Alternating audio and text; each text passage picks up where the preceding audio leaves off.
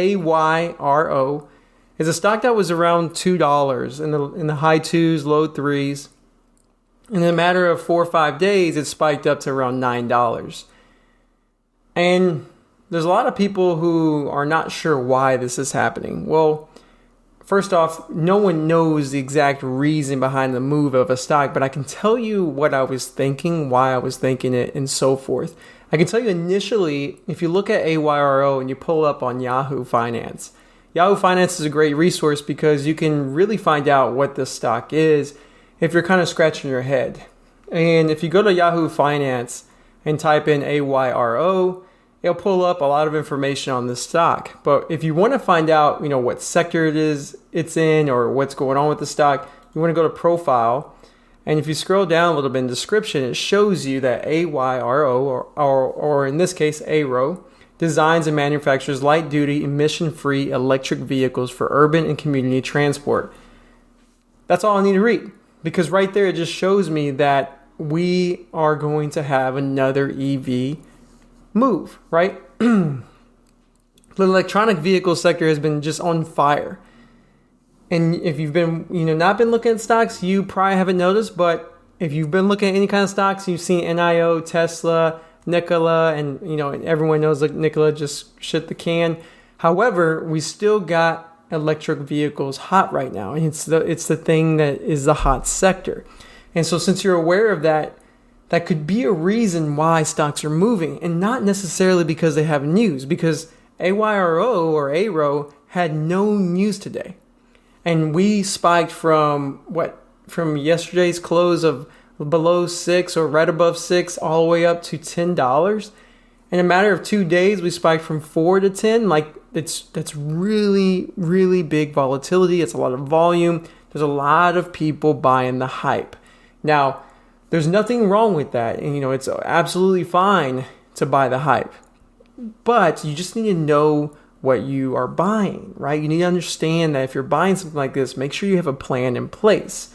Now, I did not buy this stock today. And in fact, I didn't buy this stock at all this week. But what I did do is I shorted it when the opportunity arose, if that even makes sense. But I shorted it because there were signs, and I'm going to show you and I'm going to explain what the signs were and what made me interested in shorting the stock. First off, it's an electronic vehicle sector. That's something that I want to know. That's something that I want to keep in the forefront of my mind. And then whenever you go into finviz.com, which is a free resource, you type in the ticker and it shows you that the float is 9.7 million. So 10 million shares float, which isn't very big. It's considered pretty much almost a small, not micro float, but it's definitely a small float. Because of that, that's something I want to be aware of when I'm looking at a stock. Because this morning, on this specific ticker, it was actually already rotating its shares. If we go here and go ahead and let me see if I can show you the chart. If you go on the 30-minute and you look at today's price action, you quickly can add this up. Right here is 5 million, 8 million, 2 more million. That's already over the 10 million mark of the float. So when a stock float rotates in the pre-market, that's a good sign that we're going to have very erratic / volatile action. And that's something you need to be aware of when you're about to trade a stock. So if you're listening to the show right now on the podcast, just know a good lesson to take away is if you know a stock is rotating its float, you need to be careful. You need to size in appropriately. You need to make sure that you don't just go regular size on a stock that you normally would, because when it rotates, you have a lot of problems with people getting squeezed. When the float starts rotating, that means the supply and demand. That means the demand is so high that the supply is going through over and over. And the only way that can happen is if you have people making money and they sell whenever they buy low, and people shorting it and they're buying when it goes down. So it's just constantly rotating the shares. Now, what happens is when there's very, very high volume and it's rotated its float, then you start to get erratic price action. You'll start to be like, man, this is just going one way and then the other way. And that's why I was saying earlier, you'll get people who are buying low, selling high, buying low, and everyone's making money until they're not, right?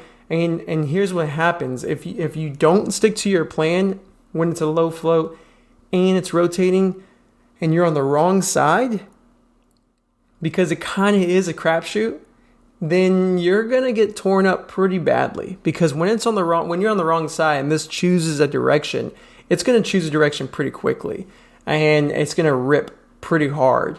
And I want to explain that to you very clearly because that's something that you need to be aware of. Now, one thing I want to share with you is on AYRO, I was actually shorting this at the open.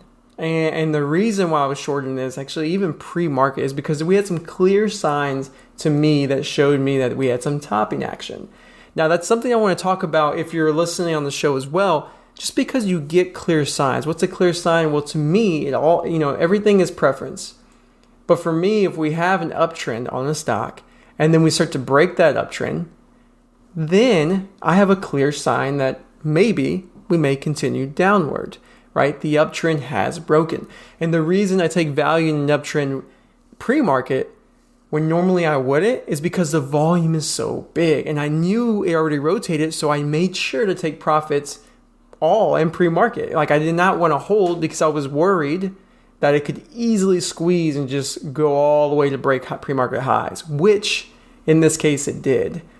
And don't worry, I'm going to be sharing my chart with the executions here at the end, but I want you to pay attention to what I'm seeing and listen to what I'm saying, because if you're driving right now, you're going to get some value from this, especially the very beginning when I just mentioned the pre-market. If there's float rotation and it breaks the trend, that could be a signal itself.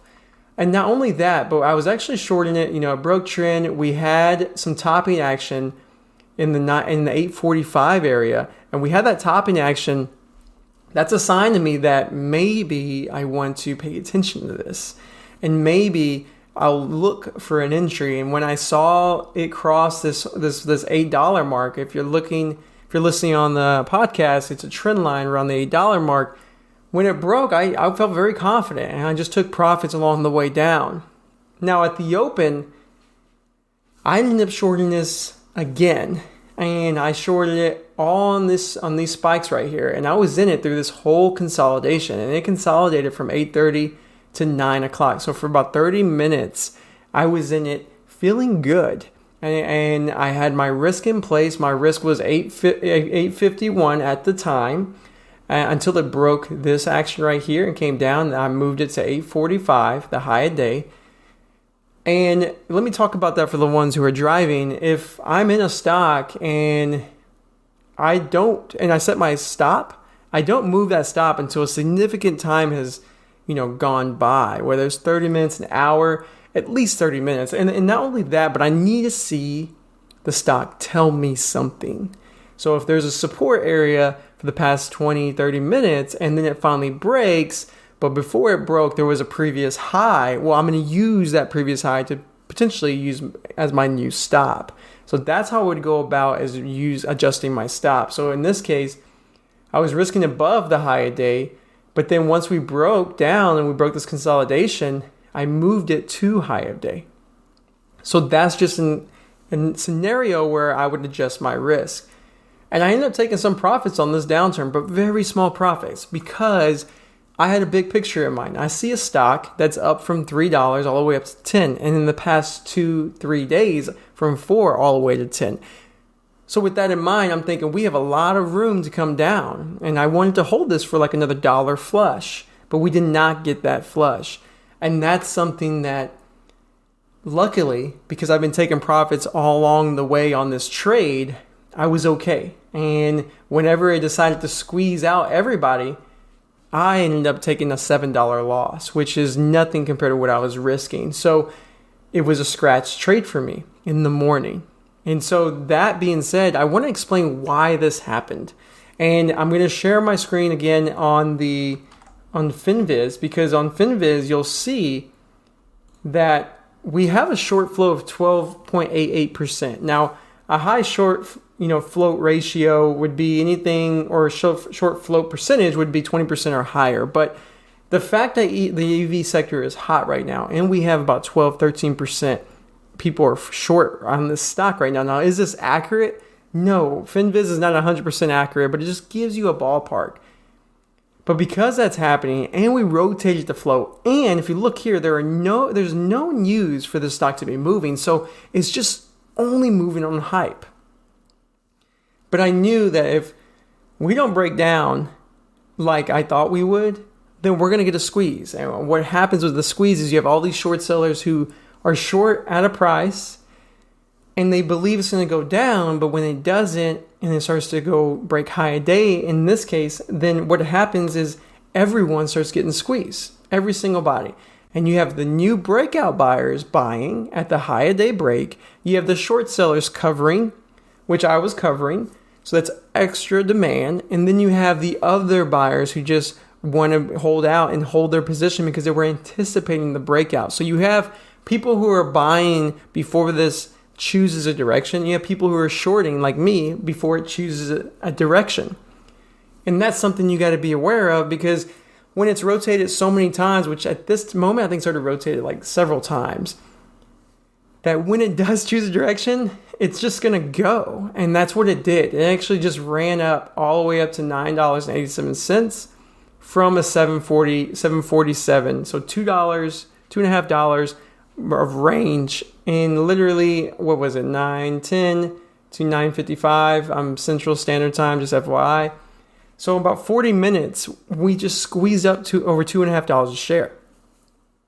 So if you were in that short and you got squeezed, you would either get bought in by your broker if you had, too much size, or you might panic and cover up on those highs. Now, I'm not saying you shouldn't. You should hold through that. I think you should get out right away like I did, but just know that these short squeezes can destroy your account, and you got to be careful. Now, I was not shorting this at all during this whole move right here. And the reason I wasn't shorting this is because big picture, I'm thinking this stock is up a lot. That assumes that it should be a short. Like, people assume that. I was assuming that. I saw the signs. I took my short, and I was wrong. However, doesn't mean I need a short right away. In fact, right now, this stock is a long, and I did not see the opportunity for me to dip buy it, but I did know I should stay away from it. Now, because of that, it kept me safe. And I didn't place my last trade until I think it was like an hour ago, and I already took my profits. I'm going to explain that one here in just a second. But I want you to listen. If you have a short bias on a trade or a long bias, and then you take your loss, and it should have worked, or over time it should have worked, right? You've tracked your data. You've been trading for hopefully a year, more than 1 year at least, to at least know what you are good at and what you're not good at. If that's the case, then if you're wrong, you should really consider that as you being wrong, and then really look at it as an opposite trade, where not necessarily you should jump in and trade it, but you should at least take a step back and watch it. And that's what I did here. I took a step back, watched it, tried to see what was happening, and I knew that it wasn't a short right now, but I didn't know 100%. No one knows 100%, but I had a good feeling, hey, right now it's not a short. So what I did was just sit back and watch. And I wanted it to develop a trend. And once it developed a trend, I wanted it to tell me, are we on the front side of that trend, or are we in the back side? Now, if you're listening in the car, that's important for you to understand, because if you're on the front side and you're shorting a stock, you need to be careful and short real small. I'm talking about like where it doesn't matter if you're wrong or right. And in that case, why even do it at all? That's what I would recommend, and what I try to advocate is don't short at all. And until the backside is shown, and what happens when that's shown, when there's a trend break, when there's a pivot, when there's a change in the price action. And if you're looking at my screen here, you can probably see already there is a pivot right here, and there's a change in price action. Because as soon as it broke this point, we no longer were bullish. In fact, you can see now it's bearish, and that's where I took my short, right when that trend broke. And I held it through that consolidation. Now, I want you guys to know that doesn't mean it's always going to work, and you don't just short anything that breaks. But what I will tell you is I'm looking at everything. Like, we have a ton of longs who are in this stock, who expect it to continue its uptrend, who expect it to continue to close high on a Friday and hopefully get short squeeze over the weekend, and then on Monday they can sell for profits. That's their hope, because there's no news on this. And then when we break trend, that means we have people selling. And because of that, now longs are going to get nervous. And not only that, but we broke high a day right here in the 850s, right? So that is an area that I was interested in paying attention to. So I want you to hear me. If you're driving and if you're driving and you're listening, I saw a trend change, breaking a trend line. So I decided to get short. But I was not 100% sure if it was going to continue, because nearby was a major support area, which was previous pre-market highs that it broke to high a day, which, previous support or resistance can become support. So because of that, I ended up not just going in right away and not going all in right away. I actually started to size in on pops. And when it popped, I would size in some more. When it popped again, I'd size in some more. And then when it finally started to flush, when it finally decided to flush down at this time right here, I covered a small piece at this, actually right here at 865-ish. And then I covered another piece at 840s and then another piece at 820s. So I didn't even get the whole move because it went all the way down to 760. But what I did get is the meat of the move, and that's what I wanted. And I know that because it's hard to rotate its float, this thing is still dangerous. So you need to hear that. When something has rotated its float, it's dangerous. When something has done that, that means it can go erratic. Even though the trend broke, even though it shows me signs I should be short. Any moment, it could just squeeze everyone. And if it does, and there are going to be a lot of buyers, and it continues to rotate its float, the volume comes back, it could just go all the way to high day. So I'm hoping you get the lesson that float rotators are dangerous and you can make money off them. They're profitable. I love trading them. I'm not going to lie, but you need to know what you're trading and you need to trade them accordingly and adjust your expectations. Because if you don't, then you could get burned and it can be very painful to trade these. Now, the main takeaways I want to end with is float rotators, be careful. Downsize when you're new, when you're not used to it. Make sure you take profits along the way when you're right, because they can easily whiplash and go against you. And wait for a trend change if you are proven wrong at the beginning. If you take a loss and you're in a stock and you have a thesis, but you're proven wrong, especially on rotations, then take a step back and maybe don't even trade it the whole rest of the day. Or maybe wait for that moment when it slaps you in the face, like I showed you here, and then you want to get in. So I hope this helps you guys out. I hope you like this different type of episode. Let me know in the comments below. Let me know by subscribing, hitting the thumbs up button, sharing this with other traders. And remember, guys, my goal is to help you guys be the trader you want to be the story that you can share with your family and friends, because I want you all to be successful and change the trading community of traders helping traders. So pass that along, comment below, helping other people. I love you guys for helping people when they have questions in the comments. Sometimes I can't get to them as fast, but I realize that you guys have been helping a lot. Love you guys for that. Appreciate it so much. And again, if you're listening on the podcast, appreciate you as well listening. Make sure to give the show a rating and review when you can. Thanks so much. Have a good day.